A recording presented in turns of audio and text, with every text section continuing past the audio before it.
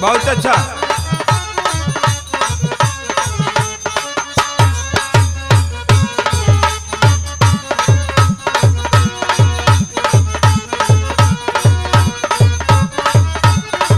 क्या बात है।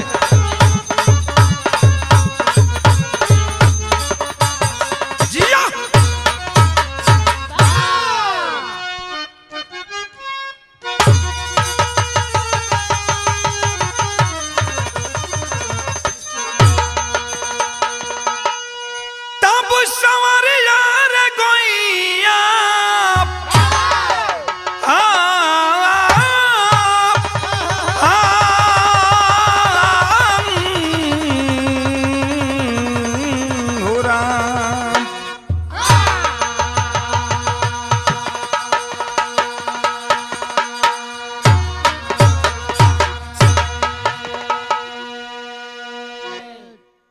आप लोग तमाम कांड, तमाम बिरहा, करुण रस, वीर रस और हास्य रस, भक्ति रस, रामायण महाभारत तमाम हमारी आवाज में आप लोगन सुन ले बानी और सुनीला।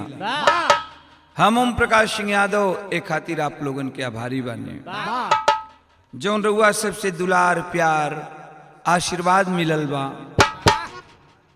ई कर्जा बा और एक कर्जा के ओम प्रकाश यादव चाहस की चुका देश ता ये जिंदगी में तना चुका पहियन। रउआ सब भगवान वानी, पब्लिक गायक कलाकार के लिए भगवान होता है और उन्हीं का, पब्लिक का ही आशीर्वाद और दुलार प्यार से गवैया फूलता है, फलता है। एक और कहानी बाबू प्रकाश में आई है। हिंदुस्तान हमार ऐसन देश है, ये हिंदुस्तान के लोग इतना भोला भाला होंगे, विश्वास, ये हिंदुस्तान के लोग इतना विश्वासी होवन, लोग विश्वास करेलन कि अगर पत्थर के मूर्ति बना के पत्थर का देवता मान देलन, आप विश्वास आस्था से ओकर पूजा पाठ करे लगलन तो पत्थर में भी जान आ जाला, वो पत्थर में भी शक्ति आ जाला। बाबूजी, हिंदुस्तान के अंदर प्रयागराज में, जो पहले इलाहाबाद के नाम से सुप्रसिद्ध था, बाद में चल करके उसका नाम प्रयागराज रख दिया गया। और उस प्रयागराज में 3 नदियां, गंगा, जमुना, सरस्वती, तीनों की धाराएं एक जगह मिलता है और वहीं पर कुंभ लगता है। बतावल गई, हमार सनातनी बतौलन कि 6 वर्ष पर अर्ध कुंभ लागेला और 12 वर्ष पर कुंभ लागेला। ये साल 2025, सन 2025 में महाकुंभ लगल बा। प्रयागराज में वो पावन पवित्र तीनों नदी के जहां धारा मिलत बा, ओ धारा पर महाकुंभ लगल बा, जवन की 144 वर्ष बाद लगेला। ई हमार सनातनी बतावेलन। महाकुंभ लगा है बाबू, देश विदेश के लोग उस कुंभ को देखने आते हैं, दर्शन करने आते हैं, स्नान करते हैं। उस कुंभ में जा करके, महाकुंभ में स्नान कर रहे हैं अपने मोक्ष की प्राप्ति के लिए। इसी महाकुंभ के बीच एक बाबू बड़ा घटना वायरल हुई सोशल मीडिया पर, तमाम ई घटना छोले बा।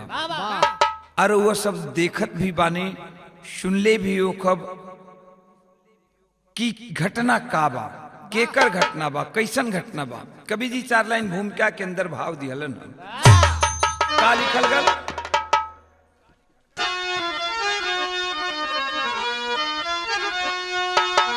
जहां गंगा जमुना सरस्वती की धारा, तीनों का मिश्रण त्रिवेणी कहाए।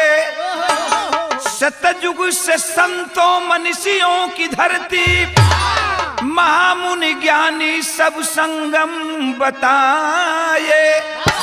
कि ये बनगमन राम सीता लखन जब कल कल निर्मल जल में गोता लगाए। महाकुंभ की महिमा है विख्यात जग में, अनुज लाल वो भी सदा गीत गाए।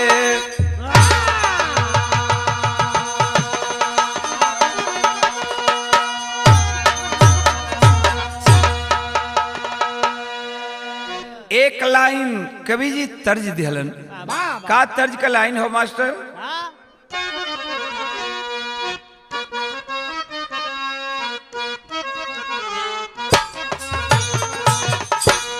यह तरज का लाइन हो कि अरे नहीं चाहिए, नहीं चाहिए दिल दुखाना किसी का।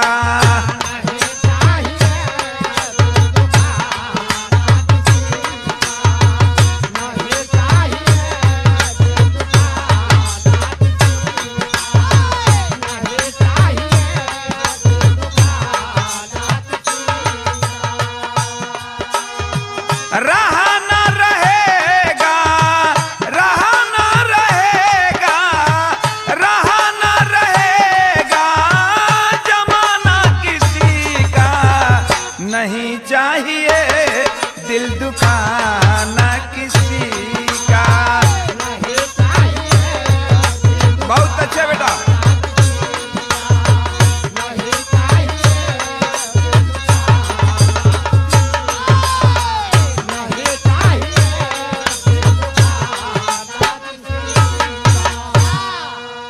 लेकिन गाना का भाव दिहल गई, बड़ा सुंदर भाव लिखल गल का कि अरे महाकुंभ के, हमार सनातनी भाई कहता, सब लोग के आवाज निकलता, का निकलता कि महाकुंभ के जल में जाके नहा लो।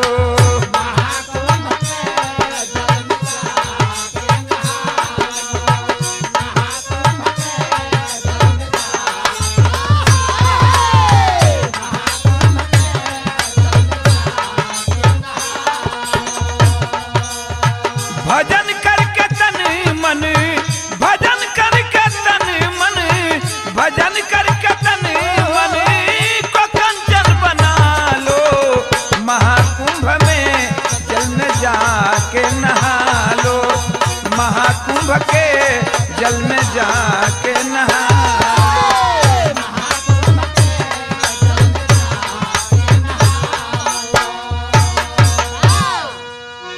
अब यहां से हमरे बिरहा के अंदर नजम के लाइन दिहल गेल मास्टर का।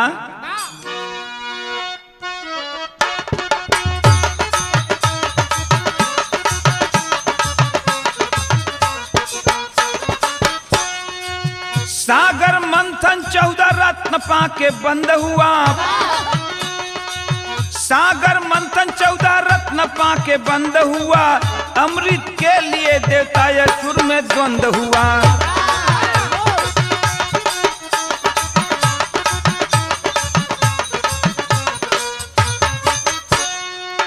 चार जगहों पे गिरा छीनैती कोलाहल से, चार जगहों पे गिरा छीनैती कोलाहल से। तीर्थ स्थान कायम हो गया धरातल पे।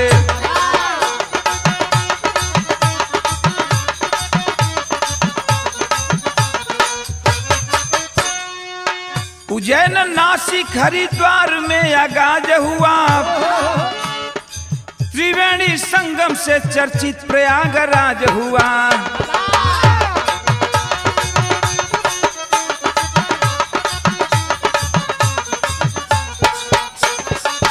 उज्जैन नासिक हरिद्वार में आगाज हुआ, त्रिवेणी संगम से चर्चित प्रयागराज हुआ।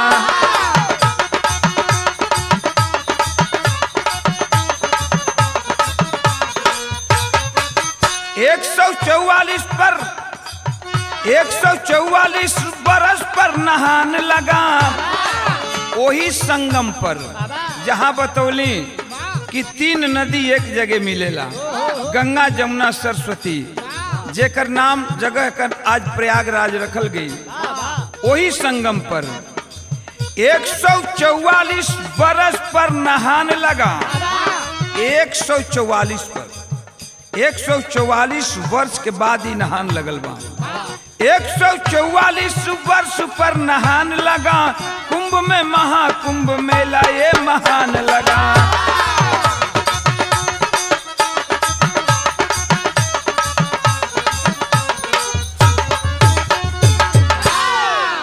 महाकुंभ आज 2025 में 144 बरस बाद लागल बा।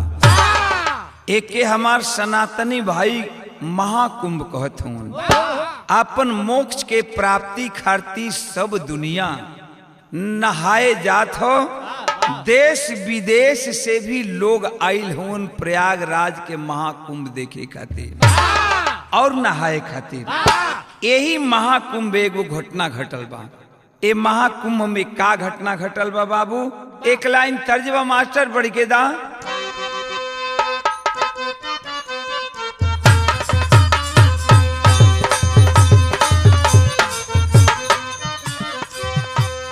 बड़ा सुंदर तरज लागल मास्टर। कौनो मेहरारू अपना मर्द के खूब मानत है। वैसे तो मंटू हर सबकर मेहरारू अपना मर्द के माने ली सन, लेकिन हमार जौन श्री नारायण मास्टर हूँ इनकर मेहरारू एगो डिजाइने के माने ले। हाँ डिजाइन के। असल बात सबकर एगो बाड़ी सन, आई इनकर मेहरारू 2 गो है सन। बड़की इतना मान जान करेले, इतना मान जान करेले। अधिक काम ले के रहेला न। जब बिरहा गावे चलेलन तो खूब चुन्हाले। एक दिन एगो बात कहलस, का कहतिया? आई ये बोला मरवा कोइली नाश्ता,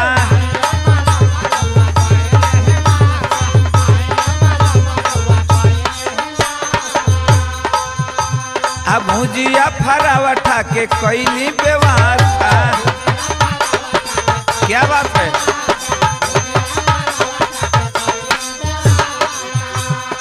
आइए बोला मरवा कोइली ही नाश्ता, तब भुजिया फरावठा के कोइली व्यवस्था।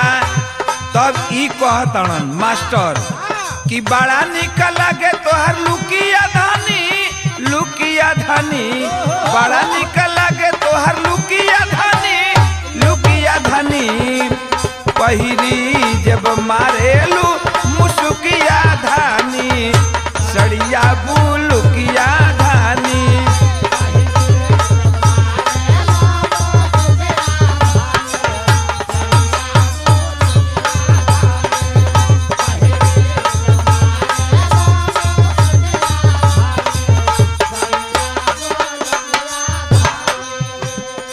बिरहा से सुंदर, बिरहा के तर्ज से सुंदर।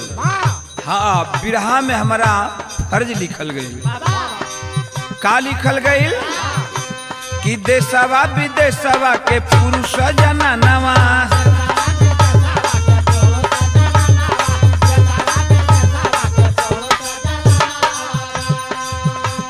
संगम में सब लोग करे आसनवा।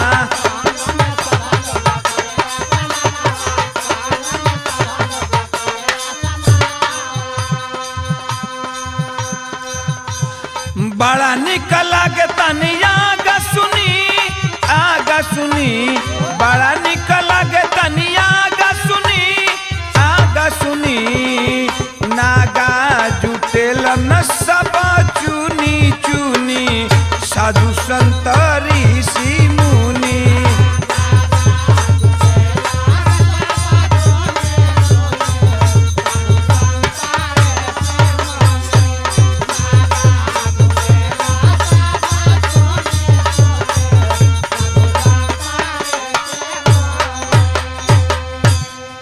कैसन कैसन वहां साधु आई रहलन केहू सूतल काटा कुश पे नंगे बदनिया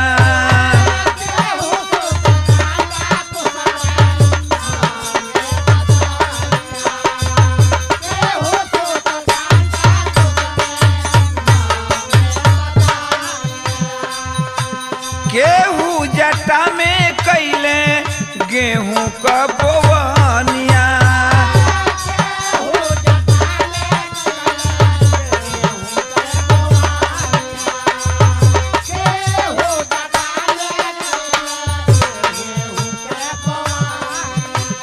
जे न पहुँचल उआ भागा सुनी जे न पहुँचल उआ भागा सुनी नागा जुटेलन सब चुनी चुनी साधु संत ऋषि मुनि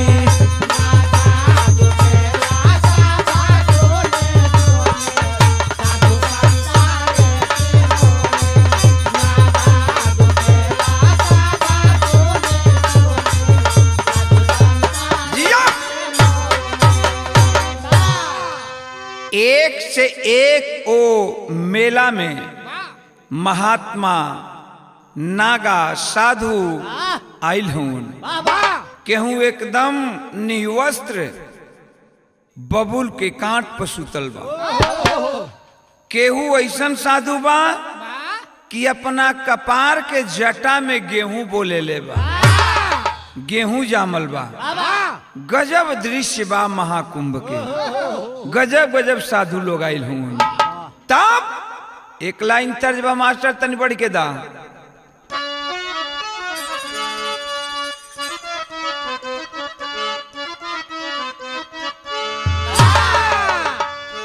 कौनो लड़की बियाह गौना भइल अपना ससुरा गइल ससुरा से लौट के जब फिर नैहर गइल तो वो अपना सखी से ससुरा के बात बतावते ससुराल के बात बतावते क्या बतावते कहतिया कि हम तारी गईली हो हम तारी गईली हो सुंदर बार पैली हो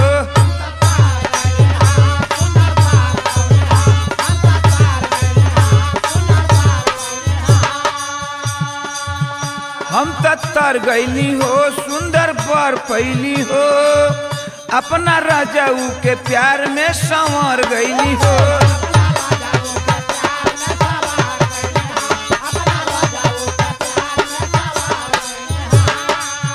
एक खुशी रहे न गवारे एक खुशी रहे न गवारे सखी सैया दुलारे आए हाय रे सखी सैया दुलारे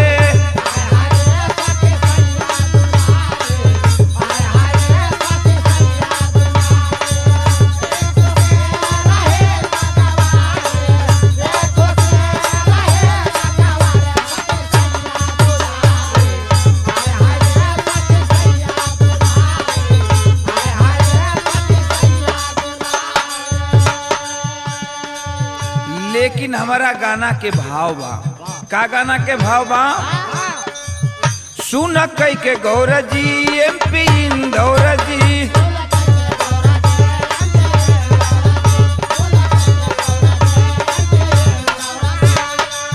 भाई बंधु परिवार शोभा लोग और जी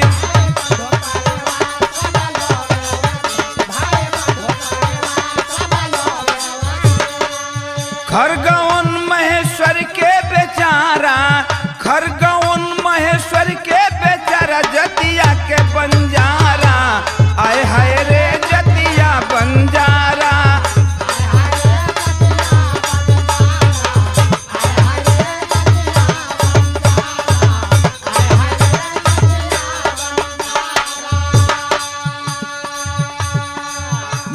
मोनालिसा के पूरा परिवार कुंभ में आके कैले रोजगार।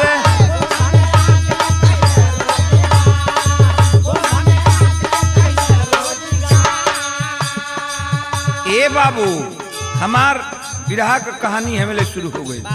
मोनालिसा के पूरा परिवार कुंभ में आके कैले रोजगार।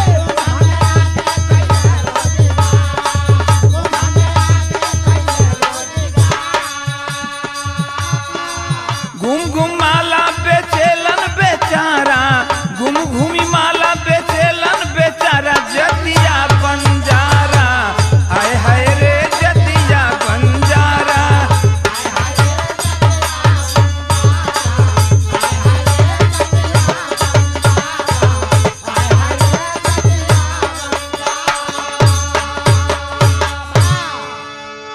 तनी बाबू बात समझ ली, धून तरज क्षणी का आनंद होला। हम बताइला कि विरह का मूल चीज कहानी होला। हमार विरह एकदम साफ साफ समझ में आ जाए। शीशा में जैसे सूरत लौकेला एकदम साफ साफ वही तरह आप लोगन के समझ में आ जाए। प्रयागराज में 144 वर्ष के बाद ई महाकुंभ लागल बा 2025 में। यही महाकुंभ में एमपी से मध्य प्रदेश में जिला इंदौर से आ गांव का नाम खरगोन महेश्वर। गांव का नाम खरगोन महेश्वर बतावल बा। इंदौर जिला से ओइजा से लोग चलन है बंजारा जात के 50 गो एक ही आस पड़ोस के अगल बगल में रहे वाला जात के बंजारा अपन चलन है कि चला महाकुंभ का दर्शन भी हो जाइए, महाकुंभ में स्नान भी हो जाइए, हमने के कुछ बिजनेस धंधा पानी भी हो जाइए। यही में जौन वायरल बाटे मोनालिसा नाम के लड़की भी बा। चर्चा के जौन विषय बनल बे आज प्रयागराज में, बड़ी खूबसूरत भगवान साक्षात सामने बैठा के ओके बनौले ऐसन लगत बा। अरे जब वो मोनालिसा अपना पूरा परिवार के साथ माला लेके आ माला बेचत अपन वही मेला में जब हेलल बे बाबू, प्रयागराज के महाकुंभ में जब हेलल बे आ जेकर एक नजर ओ लड़की पर पड़ जा, ऊ भुअर भुअर आंख, ऊ पतला शरीर, हिरनी जैसन कमर, आ एकदम बड़ी खूबसूरत, मतलब ओकरा सूरत के वर्णन कैला मान के ना बा। आप लोग देखले हो कब सोशल मीडिया पर, जेकर नजर एक बार पड़ जाओ उती कवत रह जाओ। ऊ मोनालिसा मीडिया के लोग भी पहुंच गईलन, मेला में घूमत हूँ, मोनालिसा पर नजर पड़ल बा। आ जब मोनालिसा पर नजर पड़ल तो मीडिया वाला धीरे से अपना कैमरा में कैद करे शुरू कैलन। अब ओकरा के भीड़ लगे लगल, ओकरा के माला का लोग खरीदस, ओकरा के देखही खातिर लोग भीड़ लगावे लगल। तब एक लाइन तर्जबा मास्टर,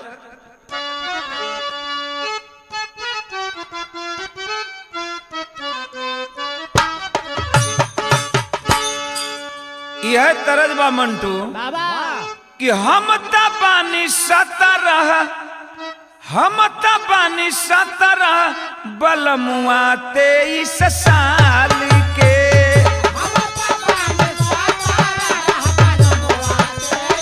क्या बात है?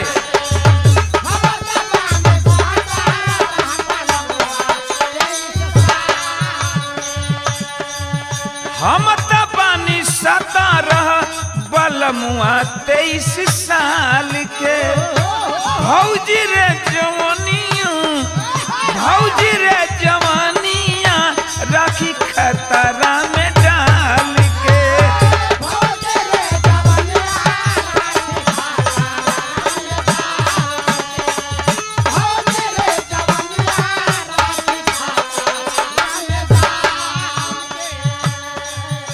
केतनो निमन होई सुतैबे नु करी, केतनो निमन होई ता सुतैबे नु करी।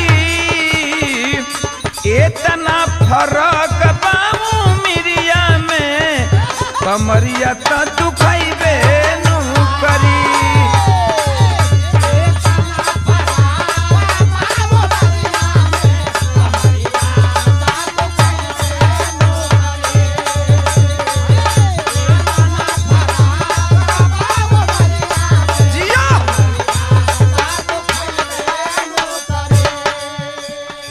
अब ओ लड़की बंजारन लड़की मोनालिसा के खूबसूरती के तनी कवि जी वर्णन के लिए बनो का लिखले हुआ। आमावा के फारी कजरारी बा नजरिया,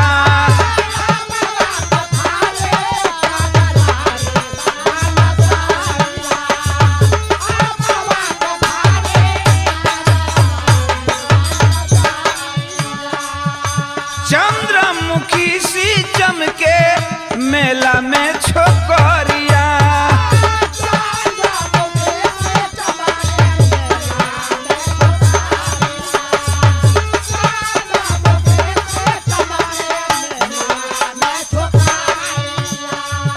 जिए खाए खातिर कुछ कमाइबे नु करी, जिए खाए खातिर कुछ कमाइबे नु करी। केतना दर्द बा गरीबिया में जे झेली उ बताइबे नु करी।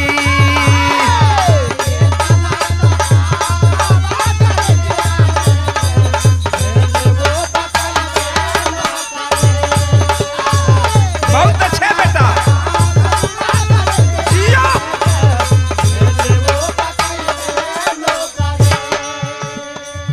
वायरल होई गईली मोनालिसा के सुघराई, वीडियो बनावे लागल सब लोग आई।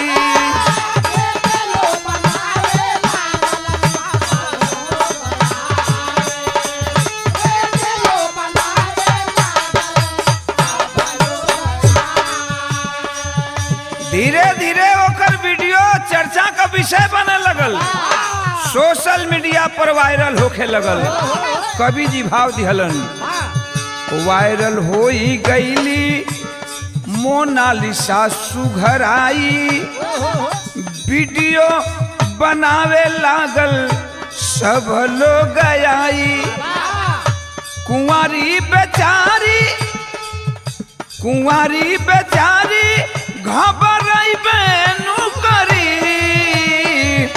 कुंवारी बेचारी घबराइबे नु करी।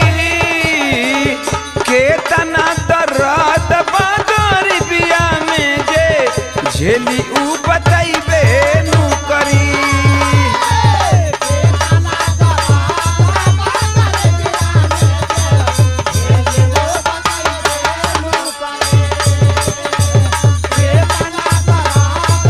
क्या बात है, बहुत अच्छे मंटू।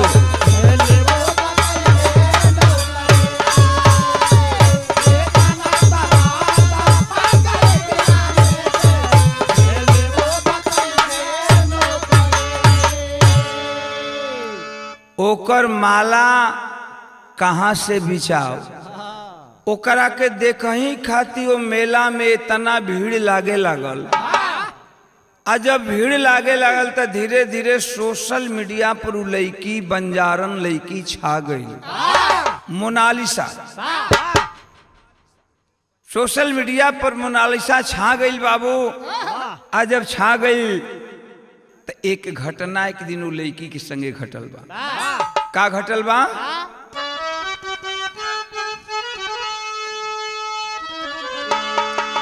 जीविका चलावत रहली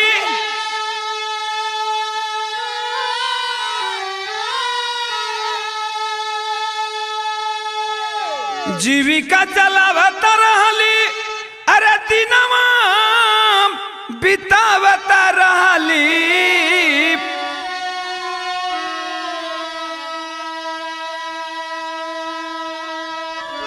अब भजन भावा गावत रहली, कुंभ में छोकरिया।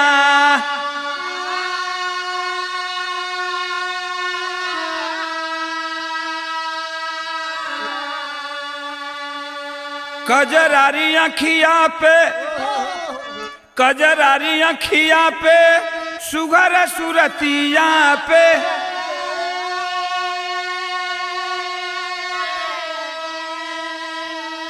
ए बाबू एक बार टिकी जाला सब कर नजरिया।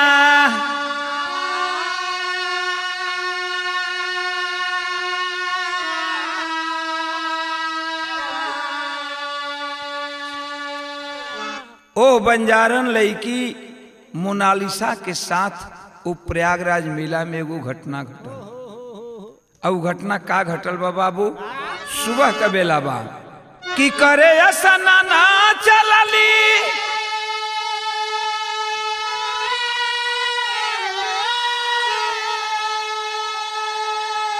करे स्नाना चलली, अरे लेके रमना चलली।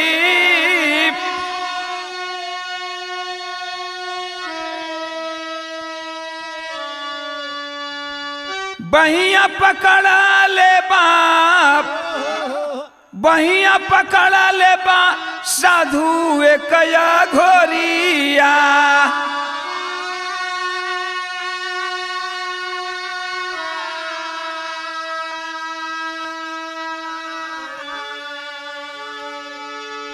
तंत्र मंत्र पढ़े लागल, तंत्र मंत्र पढ़े लागल, पानी पीछे बढ़े लागल।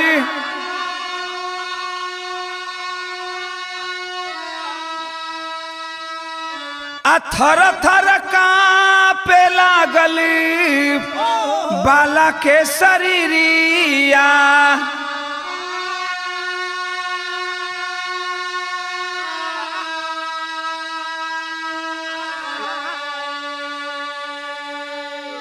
यह घटना घटल बाबा। एक दिन सुबह का बेला है और वो मोनालिसा लड़की बंजारन अपना नित्य क्रिया करके सोचती है कि स्नान सुबह सुबह में कर लूं, तब अपना रोजी रोजगार करने के लिए अपने राउटी से निकलूं। जाती है स्नान करने के लिए, गंगा में जो ही हेलती है प्रयागराज में। एक अघोरी साधु वो भी गंगा में स्नान कर रहा था। अचानक उस लड़की की कलाई को पकड़ लेता है, पानी के अंदर लेकर के जाने लगा। सभी लोग स्नान करने में मस्त है, कौन किस पर ध्यान दे रहा है, और तंत्र मंत्र पढ़ने लगा। वो डर के मारे लड़की बंजारन बाबू कांपने लगी, रोने लगी और उस संगम त्रिवेणी पर गंगा मैया जमुना जी से और सरस्वती जी से तीनों जानी से गुहार लगावत पा। बंजारन लड़की गुहार लगा के एक बात कहले बे। तरज बा का तर्ज के लाइन बा मास्टर?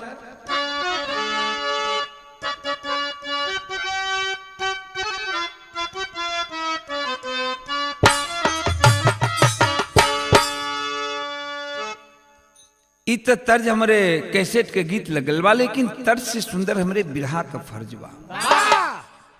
ध्यान दिहन, लड़की रोवे लागल, गनगन गनगन कांपत पे वो पानी में, और रो रो के गंगा मैया से गुहार लगावत में एक बात कहते हैं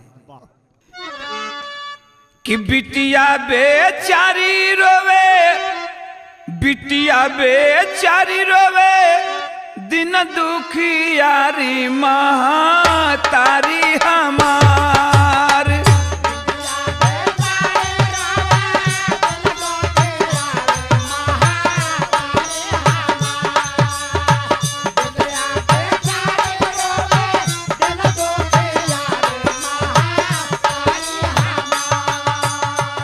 बिटिया बेचारी रोवे दिन दुखियारी महा तारी हमारी आके आज हमारा के लिह तू बारी महा तारी हमारी।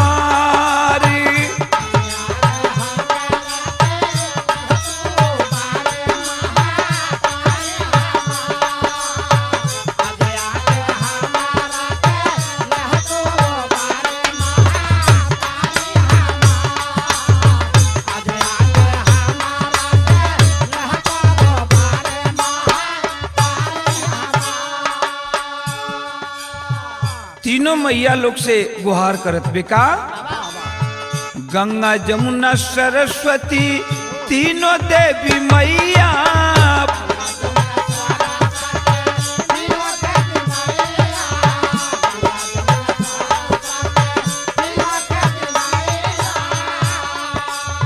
बीच मझधार पड़ल जिंदगी के नैया।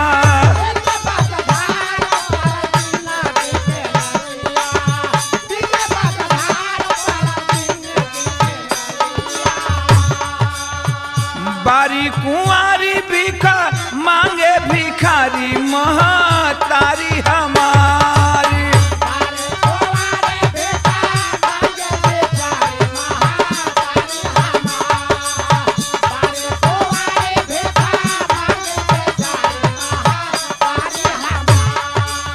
बारी कुंवारी भिखा मांगे भिखारी बारी कुंवारी भिखा मांगे भिखारी महातारी हमार आके आज हमारा के लिह तू बारी महातारी हमार।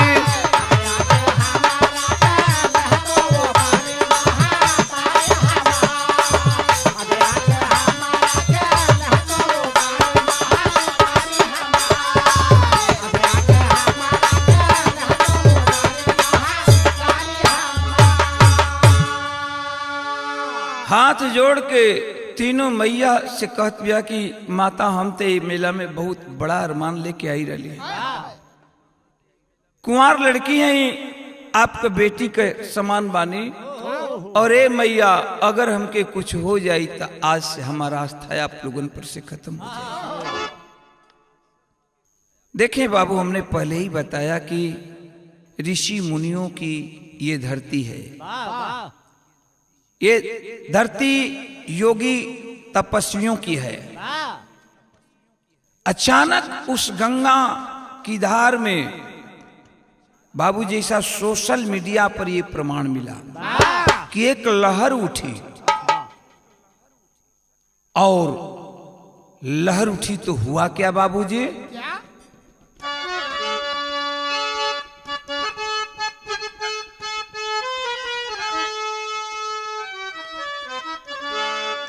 कि सुनी के पुकारा भैया ज्वार बढ़िया उठल उहो होई गईलन रखा वार जी।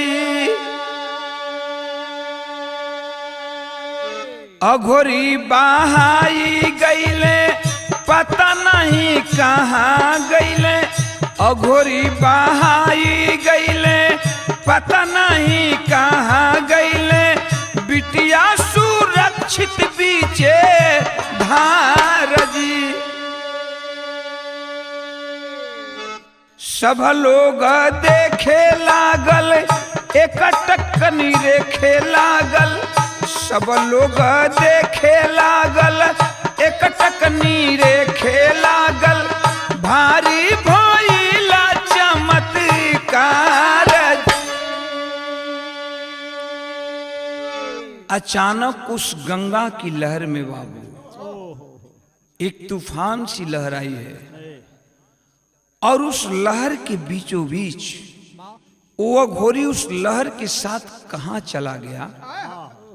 अघोरी तो गायब हो गया। बारे गंगा मैया की महिमा। लड़की सुरक्षित बच गई। गनगन गनगन कांप रही है सभी लोग तमाशा देख रहे हैं किनार पर से खड़े होकर के। कवि जी भाव दिहलन है का,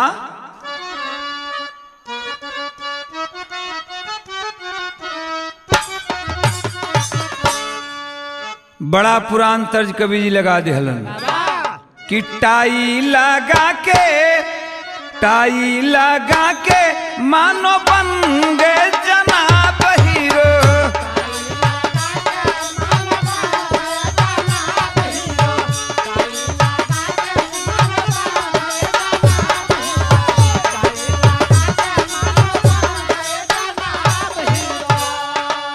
लेकिन पढ़ाई लिखाई में जीरो जीरो,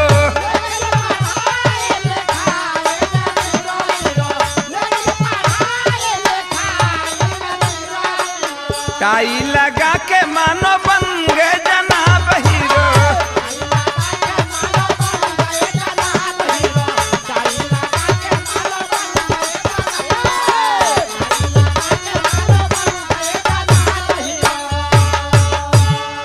बाबू देखें जहां धर्म है वही अधर्म है। एक से एक सन्यासी, एक से एक संत, एक से एक साधु इस महाकुंभ में आए हैं, लेकिन सभी लोग वैसा ही नहीं है। बाहर जमाना बाहर समय के करा पर विश्वास कर जाओ। कभी के लिखे के पढ़ कि दाढ़ी बढ़ा के सत्यानाशी हो सन्यासी बने।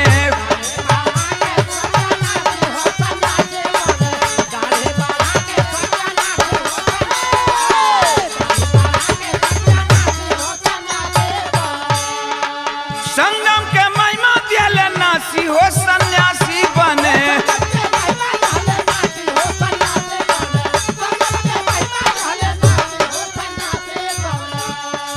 दाढ़ी बढ़ा के सत्यानाशी हो सन्यासी बने।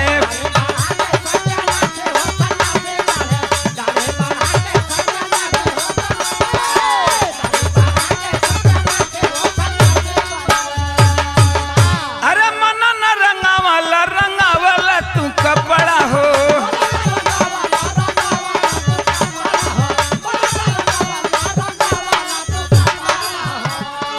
कुंभ के गरिमा बनावाला तू कचड़ा हो।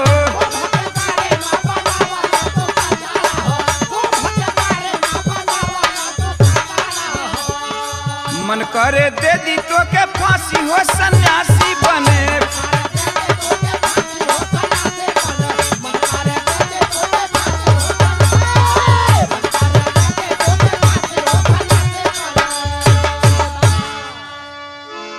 घटना तो उस लड़की के साथ घट गई बाबू, लेकिन सोशल मीडिया पर बताया गया कि उस लड़की की खूबसूरती को देख करके सोशल मीडिया पर वायरल जब वो लड़की हुई, उसकी खूबसूरती देख करके बॉलीवुड के सलमान खान अपने फिल्म में काम करने के लिए उस लड़की को ऑफर देने लगे, करोड़ों रुपया के लिए। लेकिन बाबू इतना तक भी प्रमाण मिला सोशल मीडिया पर कि वो दिखाया गया है, सोशल मीडिया वाले दिखा रहे हैं कि वो उत्तर प्रदेश के मुख्यमंत्री आदित्यनाथ योगी जी से वो अपना सुरक्षा मांगी है, लेकिन कोई उस पर ध्यान नहीं दिया। आज वो लड़की उस मेला में लाचार है। रोजगार लेकर आई थी कि चलकर कुछ कमाएंगे, पूरा परिवार उसके साथ आया है। कवि जी भाव दिए हैं, तरज बका तर्ज कला इनबा मास्टर।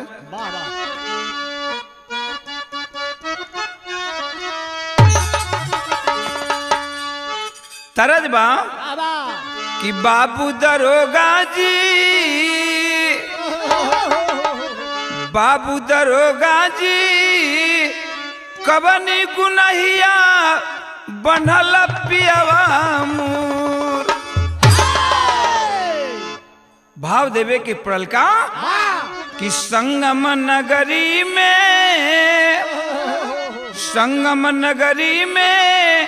मोनालिसा रोवे आंसू ढार संगम नगरी में।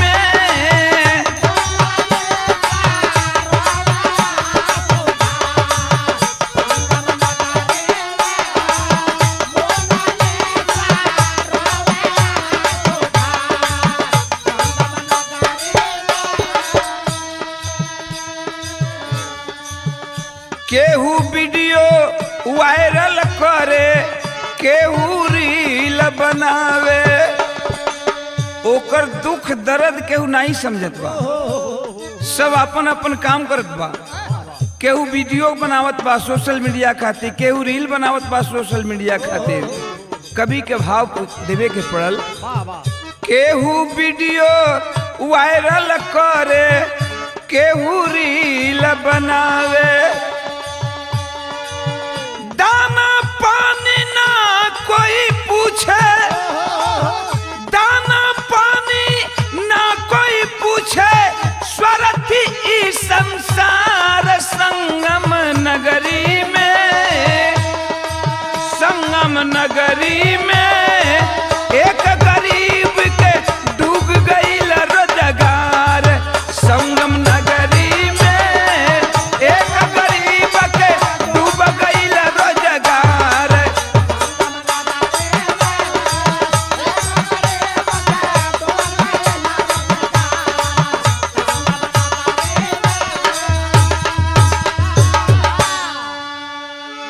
आखिरकार बाबू उस लड़की की कोई दुख और दर्द, उस परिवार की कोई दुख दर्द नहीं समझा। इस प्रयागराज के संगम पर जहां लोग धर्म करने के लिए जाते हैं, हम धर्म करेंगे हमें मोक्ष की प्राप्ति मिलेगी, बारे जमाना वो लड़की उसी तरह से उसका परिवार मेला में बिलखता रहा। रोजी रोजगार जो था माला बेचने का वो भी चौपट हो गया। लोग बहुत तरह के ऑफर देने लगे, जबकि प्रमाण मिला सोशल मीडिया से बाबू लड़की का शादी तय हो चुका था। वो बंजारन का शादी तय हो चुका था। बंजारन अपने आबरू इज्जत के लिए मरता है। एक गरीब के पास दौलत नहीं होती है बाबू, लेकिन गरीब के पास इज्जत होती है। इज्जत आबरू ही उसका सबसे बड़ा दौलत है। कोई उसके दुख दर्द को नहीं समझा। नतीजा कवि जी भाव दिए, बढ़ के दा और बढ़ जा।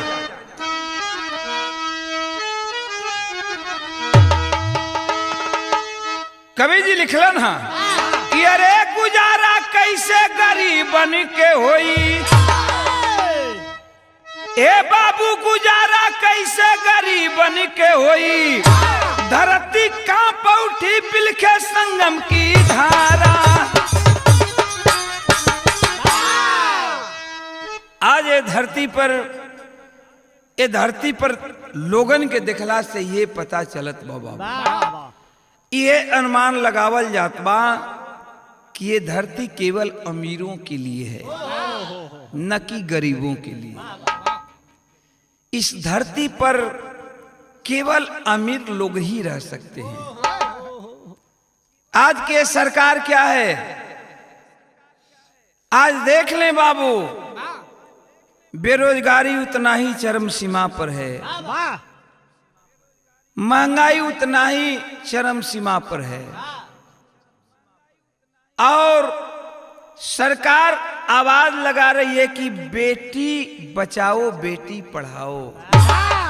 ध्यान देंगे जिसके परिवार में बेटी हो जाती है, जन्म लेती है, तो ये ऐसा जमाना आ गया बाबू कि लग रहा है कि बाप माँ के सर का बेटी बूझ हो जाती है। जैया बेटी हो गई माई बाबू, वो दिन भर खाना ना खाई, हमारा लड़की हो गई। काहे?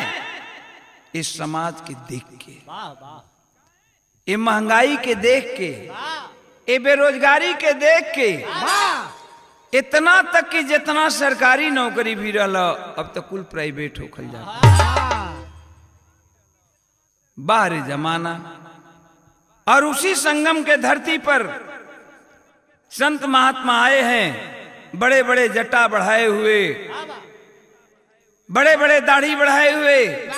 मैं नहीं कहता हूं कि सभी संत महात्मा वैसा ही हैं, लेकिन संत महात्मा के भेष में, संत महात्मा के भेष में, साधु के भेष में दानव भी हैं, राक्षस भी हैं,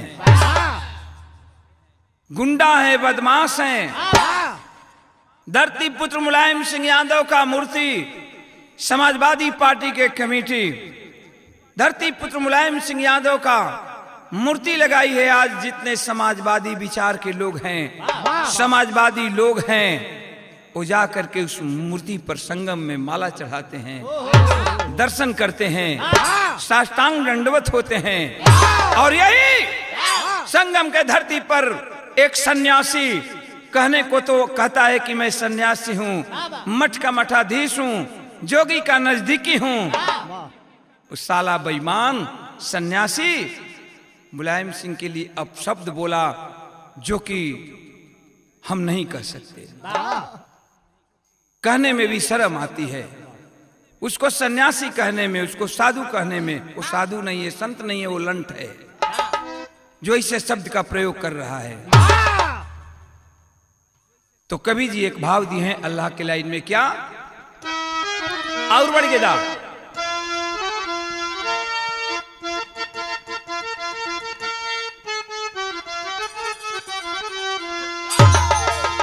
कि अरे विश्व गुरु भारत रहल, विश्व गुरु भारत रहल, सोने का चिड़ैया भैया।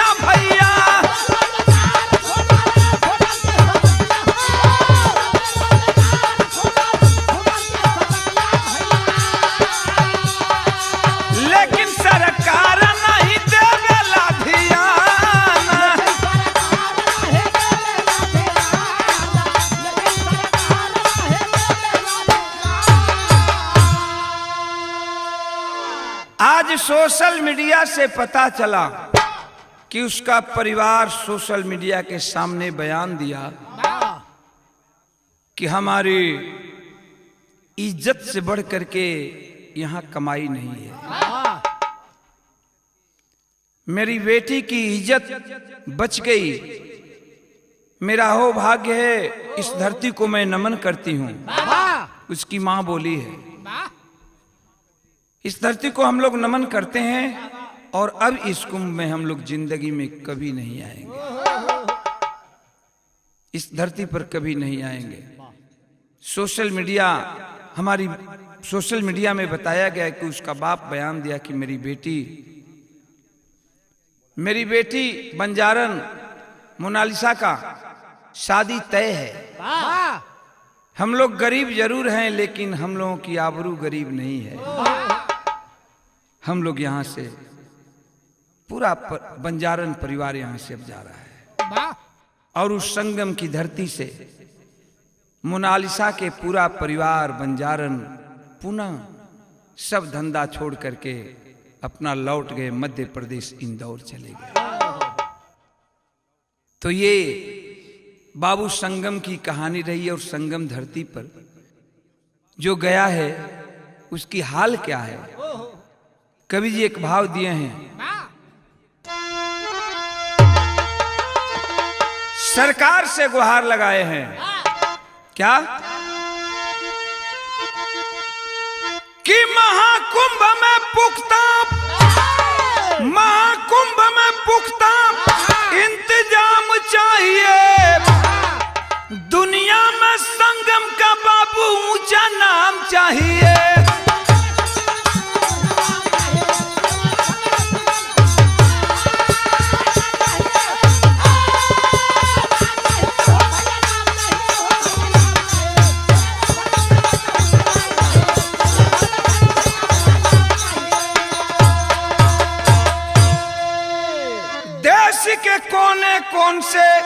देश के कोने कोने से आती है यही आवाज हो, सदियों से संतों की धरती काशी प्रयाग, सदियों से संतों की धरती काशी प्रयागराज हो। तब ढोंगी पाखंडी ना पहुंचे, ढोंगी पाखंडी ना पहुंचे, कड़ी लगाम चाहिए, दुनिया भर में संगम का ऊंचा नाम चाहिए।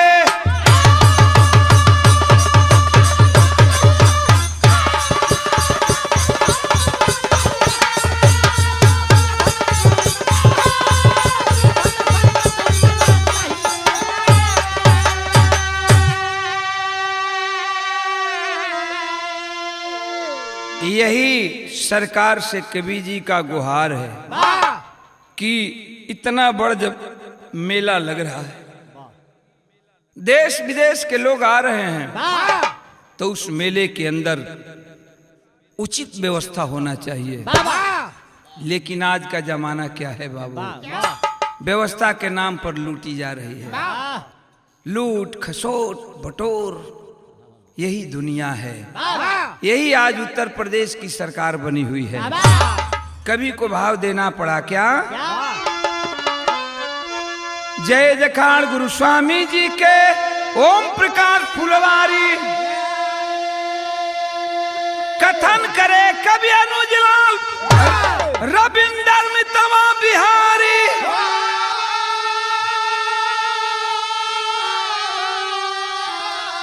अरे गुजारा कैसे गरीब बन के होई, या तो ओम प्रकाश सदगुरु के चले सहारा।